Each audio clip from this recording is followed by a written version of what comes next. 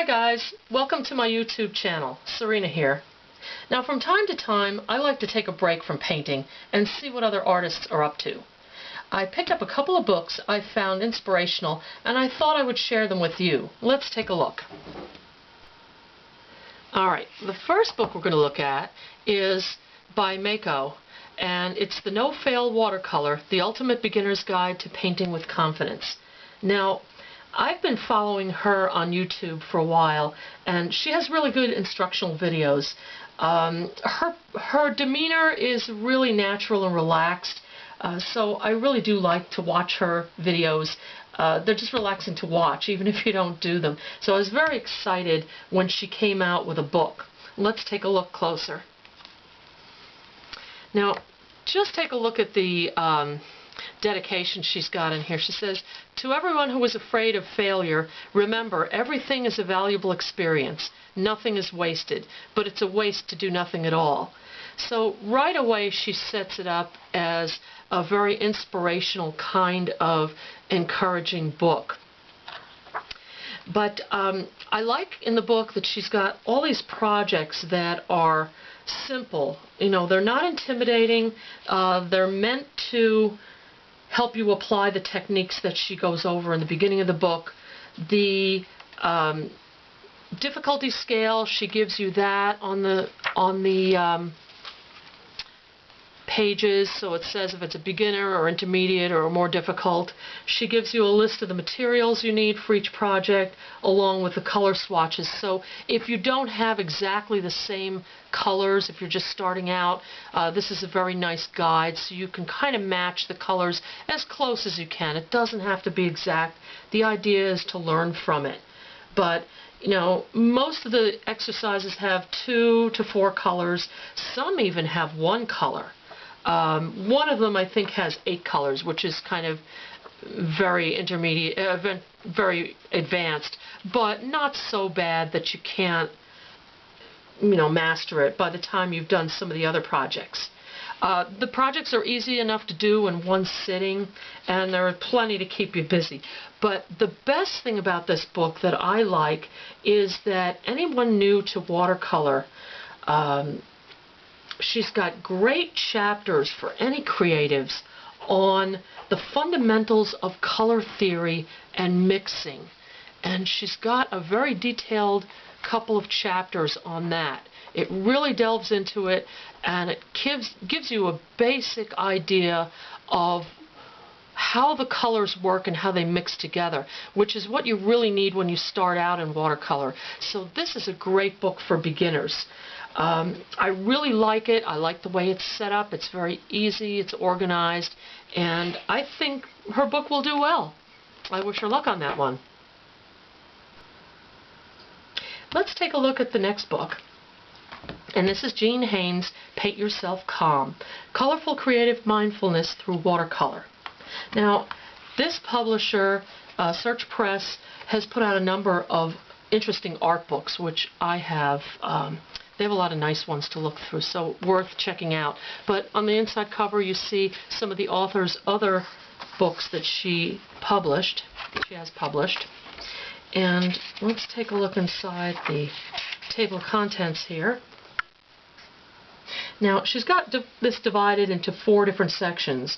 She's got an intro to painting. It's got basically encouragement for you to paint. Anyone can paint. She wants us all to try it, whether you've done watercolor before or if you're brand new at it. And she's got a list of supplies, or not really a list of supplies, but what you would need to get started. Then the next section, she's got a section on color flow where you actually get to start putting paint to paper. This section is very nice. It's about individual colors, and she divides the lessons into using each different color that's the main colors in the palette. This section, Inner Peace, I haven't read yet, but it looks very interesting. I can't wait to take a look at that.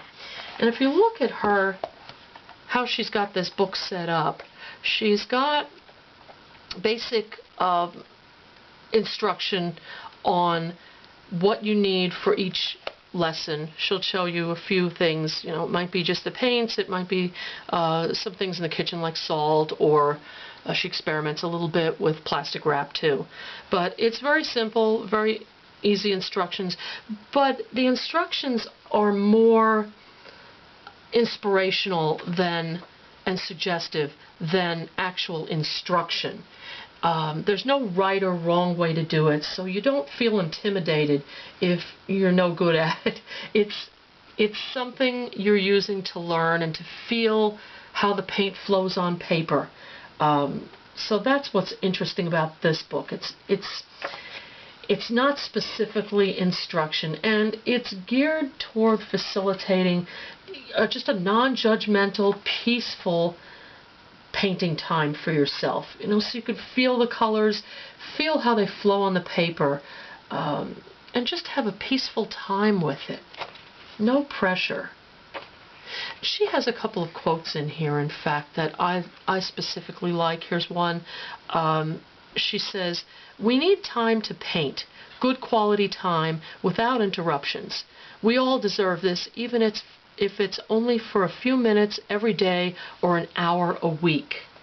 So that's something that, you know, give yourself permission and demand that alone time to paint. It's very important. She also had another quote here, I think it was on page 45, that I liked. She's talking about painting helping you relax in difficult or after difficult situations. She says the painting, it's a form of escape to somewhere peaceful. And that's very true in painting, but also specifically with this book. That's really her goal, is to help you find that peaceful time and just to enjoy, get lost in the painting itself. Isn't that beautiful? Look at that nice rosemary. I love that. She has another one here further in with lavender, if I can get a hold of it. Now this one was a library book, so it keeps wanting to open to certain pages, but this is beautiful, isn't it?